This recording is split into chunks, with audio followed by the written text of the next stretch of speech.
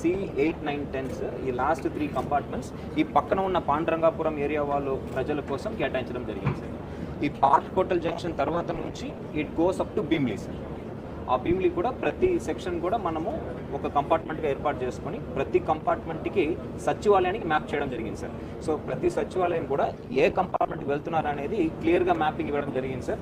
Compartment incharge పేరు 607 సచివాలయాలని sir number ఇచ్చేసారా? Number ఇచ్చాం sir. వాటికన్నిటికి ఉన్నాయా? ఉన్నాయి సార్, నంబర్ ఉన్నాయి సార్, ముందు నుంచే ఉన్నాయి సార్ నంబర్. ఉన్నాయి.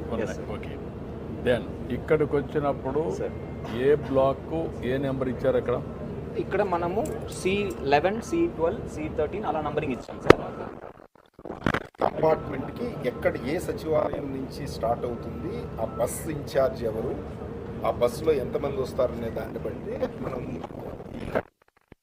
అంటే మీరు ఇచ్చిన నెంబర్ ఇస్తున్నారు కదా, 106 ఇచ్చేస్తున్నారు.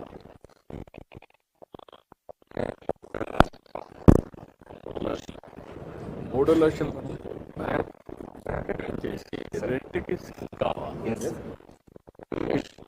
ఈ నెంబర్కు ఆ నెంబర్కి సింక్ అవ్వడం కానీ ట్రాన్స్పరెన్సీ కానీ everybody should have a clarity, no confusion. కొంచెం ఏరియాలో తక్కువ మందిని ఎక్స్పెక్ట్ చేస్తూ కొంచెం ఎక్స్పెక్ట్ చేసేది లేదు. ఇంకా బీ క్లియర్. ఈ రోజు రేపటికి సచివాలయం నుంచి రిహార్సల్ జరగాల్సిందే. వాళ్ళే ఇక్కడికి వస్తారు. ఎవరంటే వాళ్ళు ఎంటర్ కావడానికి రిజిస్ట్రేషన్ కదమ్మా. నేను అయిపోయినా కూడా నేను ఒకటే అడిగాను.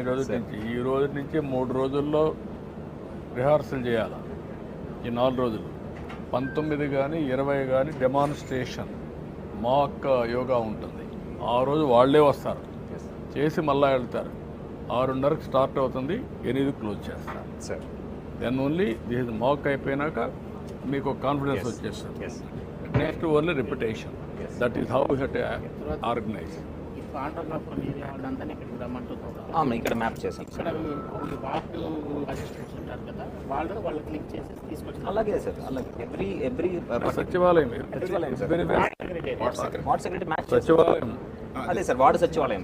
వార్డు సచివాలయం మీరు make it Sachivalayam. Ward panchayat అది వేరే. సచివాలయానికి వార్డు లేదు, పంచాయతీ లేదు. అర్బన్ రూరల్ అంతే sir. Yes sir, be clear. So ఈ విధంగా మనం చేయడం జరిగింది సార్. ఓకే. ఒకసారి